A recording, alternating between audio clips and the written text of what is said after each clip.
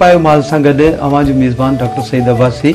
Live stock तमाम अहम सा जो हिकिड़ो इंडस्ट्री या इदारो थी वियो आहे। अहिड़ी मेडिसिन या अहिड़ी प्रैक्टिस करे तो ब्रीडिंग एफिशिएंसी के नुक़सान दे या एनिमल हेल्थ के नुक़सान दे, उहा भी जेकी आहे सो हिन कानून में मना थियल आहे। असां रुगो साइंटिफिक तरीक़नि ते हलूं पिया, उन जो यकीनन हिकिड़ो फ़ाइदो आहे। उहा ॿी ॻाल्हि आहे त उन जा कुझु एनवायरमेंटल इशूज़ बि आहिनि। पैदावार जे हवाले सां असांखे जजो फ़ाइदो पवे, इन जे लाइ फीडिंग प्रोटोकॉल्स कहिड़ा आहिनि? असां में का साइंटिफिक इंटरवेंशन करे उन जी पोटेंशियल खे वधाए सघूं था।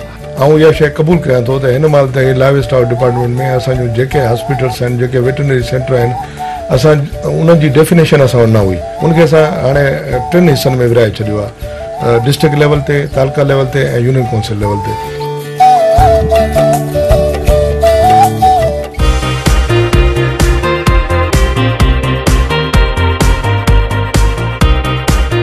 सिंध जी सुञाण सिर्फ़ महराण।